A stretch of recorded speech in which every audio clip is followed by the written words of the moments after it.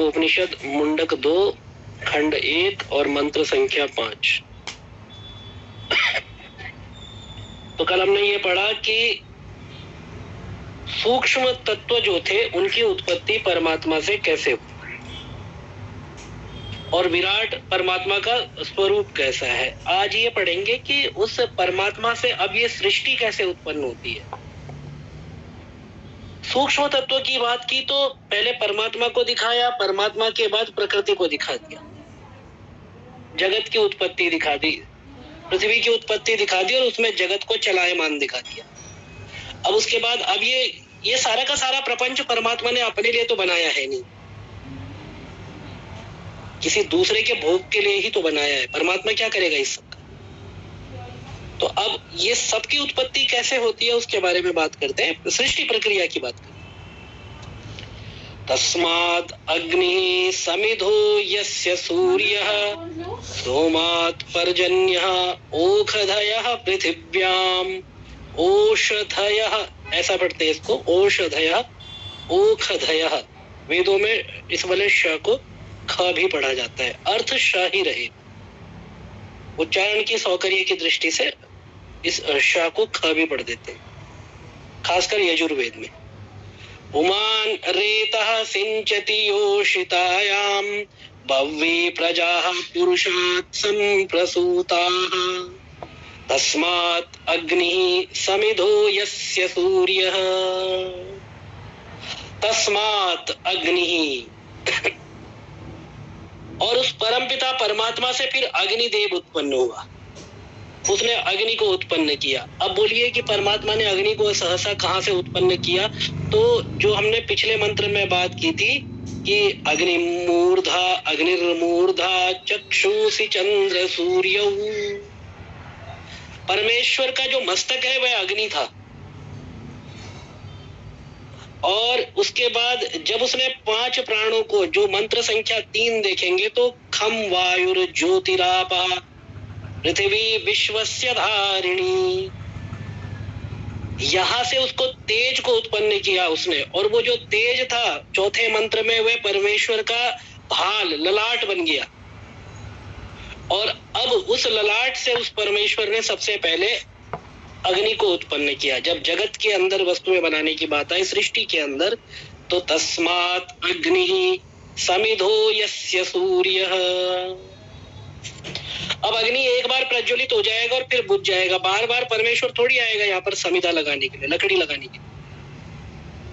अग्नि का तात्पर्य है ये समझिए कि जो संसार के अंदर यदि सब कुछ ठंडा ही ठंडा रहेगा तो संसार नहीं चल सकता।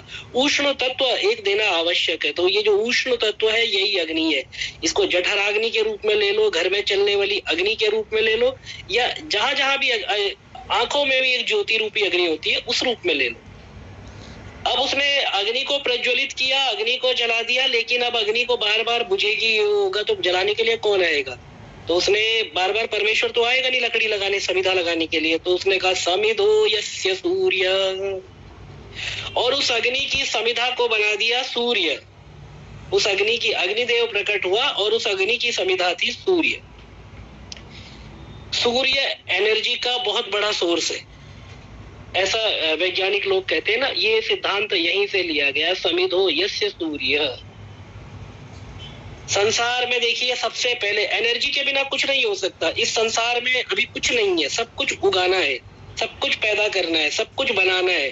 तो सबसे पहले सूर्य की सृष्टि हुई, क्योंकि ऊर्जा का जो स्रोत है वह सूर्य है।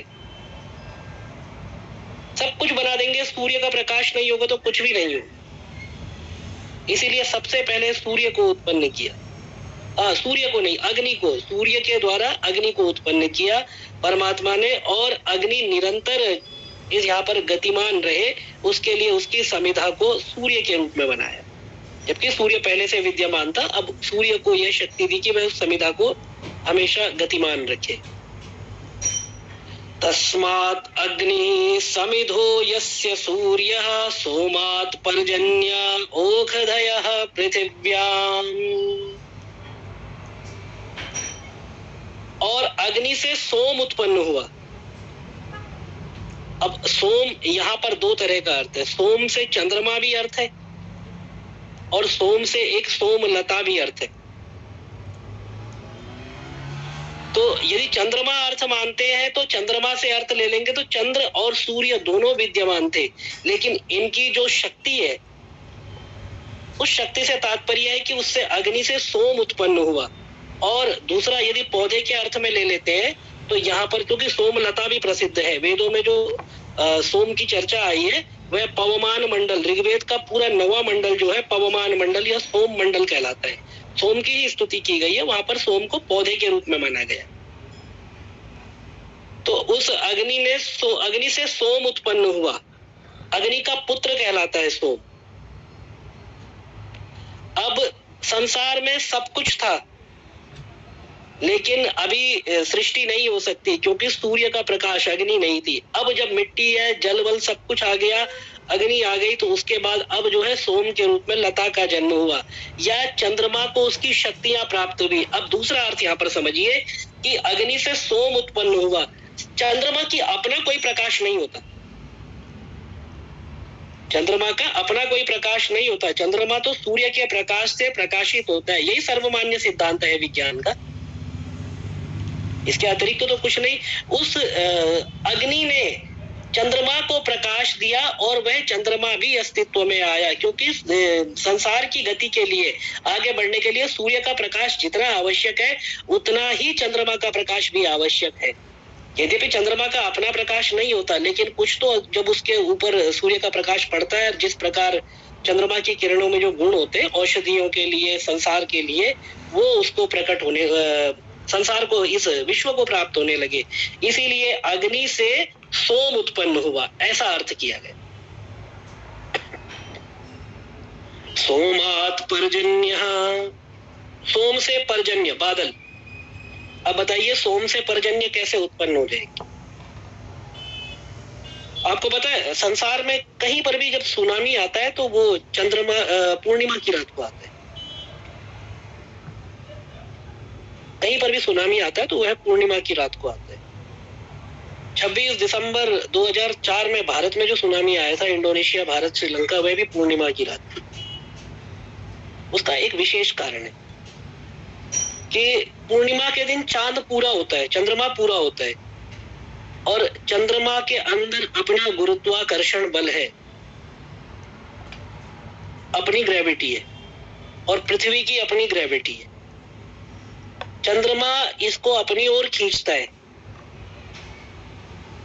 चंद्रमा का बल, जो उसकी ग्रेविटी पावर है, वो पृथ्वी को अपनी ओर खींचती है और पृथ्वी अपनी ओर खींचती है। कुछ तो उठ नहीं पाता पृथ्वी से, लेकिन समुद्र का जल उठ जाता है। इसीलिए पूर्णिमा की रात को समुद्रों के किनारे जाने से मना किया जाता है, क्योंकि ज्वार भाटा आते हैं। ज्वार या भाटा दोनों अलग अलग शब्द है, मतलब आएगा तो ज्वार, जाएगा तो भाटा, ऐसा ही होता होगा। तो उस सोम ने पर्जन्य, बादलों को उत्पन्न किया। ये जो ग्रेविटेशनल फोर्स, ये जो गुरुत्वाकर्षण शक्ति लगी, इसने जलवाष्प प्रक्रिया के द्वारा बादलों को उत्पन्न किया। ये मैं इसमें साइंटिफिक लॉजिक बता रहा हूँ कि ये धरातल पर कैसे उतरेगा।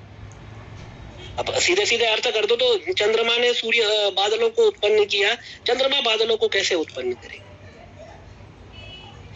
अब दूसरा अर्थ लीजिए कि चंद्रमा और सूर्य ने एक वायुमंडल बनाया, एक अंतरिक्ष मंडल बनाया, जिसमें यह जलवाष्प की प्रक्रिया संभव हो पाए, जो वेपोराइज होता है, जो पानी में सूर्य का प्रकाश पड़ता है, चंद्र और सूर्य की युति से ही वह संभव होता है। उसके बाद चंद्रमा ने बादलों को उत्पन्न किया, पर्जन्य, मेघ उत्पन्न हुए, और उसके बाद कहते हैं स्तोमात् पर्जन्यः ओखधयः पृथिव्याम। और उन मेघों के द्वारा चंद्रमा ने बादलों को उत्पन्न किया, और उन मेघों के द्वारा, उन बादलों के द्वारा पृथिव्याम ओखधयः, पृथ्वी में अनेक प्रकार की वनस्पतियां, औषधियां उत्पन्न हुई।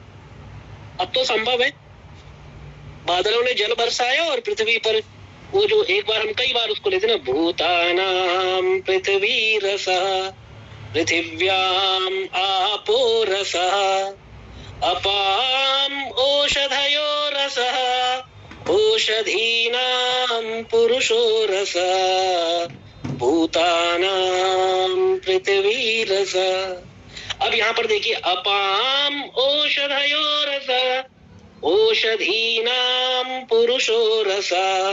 अब औषधियों का जो रस है वह पुरुष को उत्पन्न करता है। ओखदयः पृथिव्याम पुमान रेतः सिंचति योषितायाम। योषिता कहते हैं स्त्री को, सुंदर स्त्री को। अब पुरुष रेतः, ये जो औषधियां होती है इनको खाता है। पृथ्वी पर जो अन्न धन ये जो उत्पन्न होता है, अन्न फलादि जो बादल से पृथ्वी पर उत्पन्न हुए, तो पुरुष इनका भक्षण करता है, इनका अपने जीवन चलाने के लिए इनको लेता है। इससे उसको बल प्राप्त होता है। और इस जो भी औषधियां उत्पन्न हुई, जो भी बादलों से पृथ्वी पर उत्पन्न हुआ, उसके भक्षण से, उसके खाने से उसको जो बल प्राप्त होता है, उसके बाद वह स्त्री संसर्ग से उस बल को अब स्त्री में प्रवेश कराता है और फिर स्त्री जो है संतान को जन्म देती है।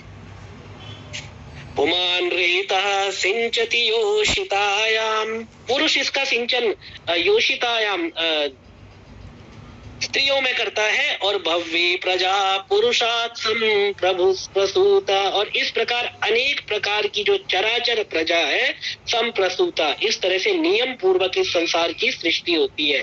नियम पूर्वक इस तरह से प्रजा जो है संसार में उत्पन्न होती है। तो सृष्टि का पूरा क्रम इस मंत्र में समझाने का प्रयास किया गया। तस्मात् ऋचः साम यजुंषि दीक्षा यज्ञाश्च सर्वे क्रतवो दक्षिणाश्च संवत्सरश्च यजमानश्च लोकाः सोमो यत्र पवते यत्र सूर्यः। अब उस परमेश्वर ने, ये प्रजा तो बन गई, लेकिन प्रजा बन गई, प्रजा के लिए कोई नियम नहीं है, तो प्रजा करेगी क्या? तो निरंकुश होकर के एक दूसरे को मारने लगेंगे। तो इसके लिए नियम आवश्यक है, कानून आवश्यक है, कुछ धर्मशास्त्र आवश्यक है, कुछ धार्मिक नियम आवश्यक है। तो उसके लिए उस परमात्मा ने फिर तस्मात् ऋचः, ऋग्वेद की ऋचाओं को उत्पन्न किया, ऋग्वेद के मंत्रों को उत्पन्न किया। साम यजुंषि दीक्षा, अब उसने सबसे पहले ऋग्वेद के मंत्रों को उत्पन्न किया, फिर सामवेद, फिर यजुर्वेद की श्रुतियां उत्पन्न की। इस तरह से उसने वेदत्रयी को उत्पन्न किया। अब वेदत्रयी को क्यों उत्पन्न किया? क्योंकि इसमें संसार कैसे चलेगा, किस तरह के ऋतस्य पथ प्रेता सत्यम वद धर्मम चर मातृदेवो भव पितृदेवो भव आचार्य देवो भव स्वाध्यायान्मा प्रमदः, इस तरह के अनेक वाक्य वेदों में लिखे गए। संसार इसका पालन करके एक नियम पूर्वक एक सृष्टि को चलाएगा। इसीलिए ये 3 वेद उत्पन्न किए। अब बोलिए चौथा वेद कहाँ है? वेद तो 4 है, उत्पन्न कर दिए 3, और परमात्मा दोबारा चौथा वेद को उत्पन्न करेगा भी नहीं, 3 ही करके चला जाएगा। चौथा बनाएंगे भगवान वेदव्यास, इन्हीं 3 वेदों में से थोड़ा थोड़ा लेकर के अथर्व वेद की रचना करेंगे, और तब हमारे चतुर्वेद पूरे हो जाएंगे। वास्तव में वेद त्रयी ही है, वेद 3 है, 3 को बाद में चतुर्धा विभाजन किया गया, तो ये चतुर्वेद हो गए।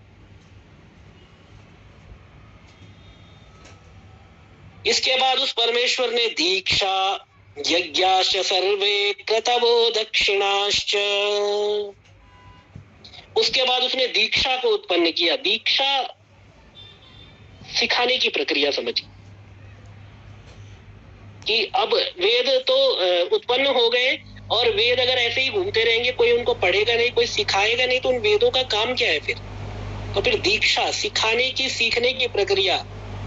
दीक्षा दानम तपस्तीर्थम ज्ञानम यागाधिका क्रिया, ये इतनी क्रियाएं होती है। दीक्षा, दान, तप, तीर्थ और ज्ञान। दीक्षा, अब ये सारी एक साथ करनी है।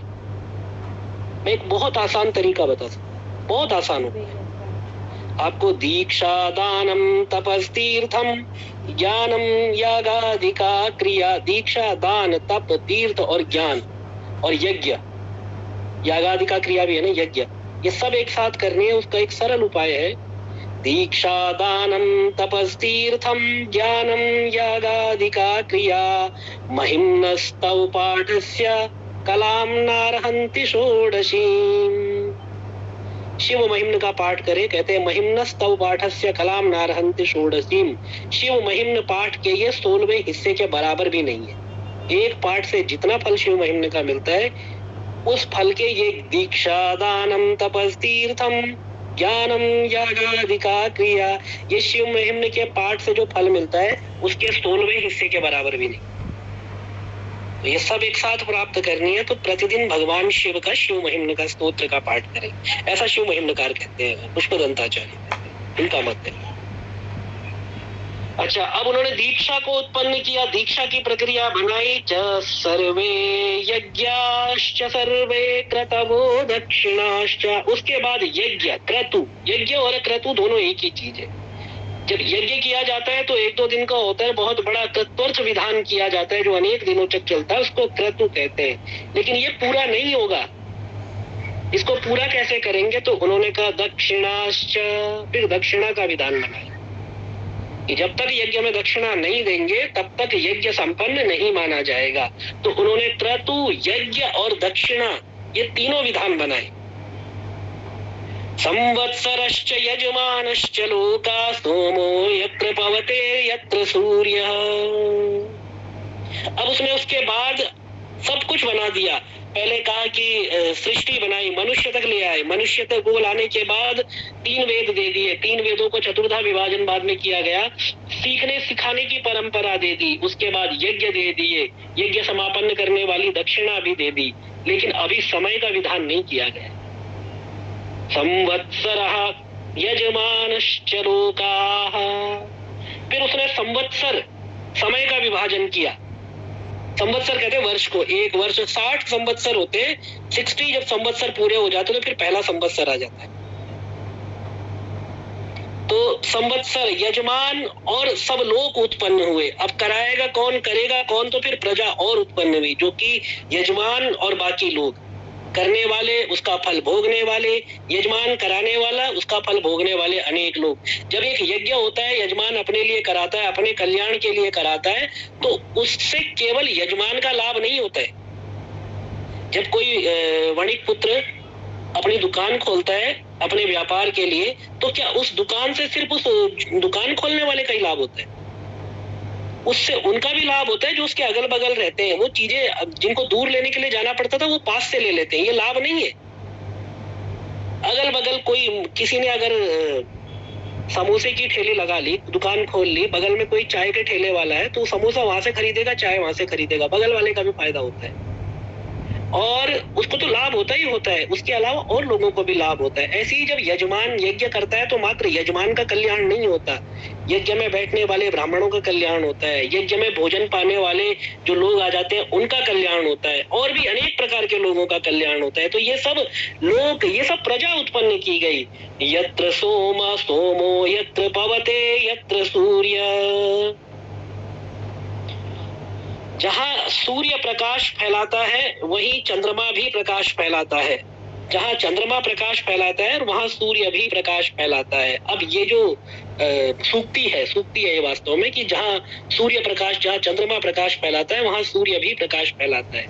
मतलब जहां पर कुछ कार्य अच्छा होने लगे वहां पर बाकी कार्य भी अपने आप, जो पहले चंद्रमा की बात की फिर सूर्य की बात की। चंद्रमा का प्रकाश शीतल होता है, सूर्य का प्रकाश तीव्र होता है। सूर्य का प्रकाश कभी कभी अपनी हमारी सामर्थ्य शक्ति को, जो क्षमता है हमारी, उससे बाहर होता है, लेकिन वहां पर भी सूर्य के प्रकाश को स्वीकार किया जाता है। इसी प्रकार से इस संसार में दोनों तरह के लोग हैं, जो शीतलता देने वाले और उष्णता में भी लाभ देने वाले, लेकिन सभी ने यहाँ पर फिर संसार में प्रकाश फैलाने का कार्य किया।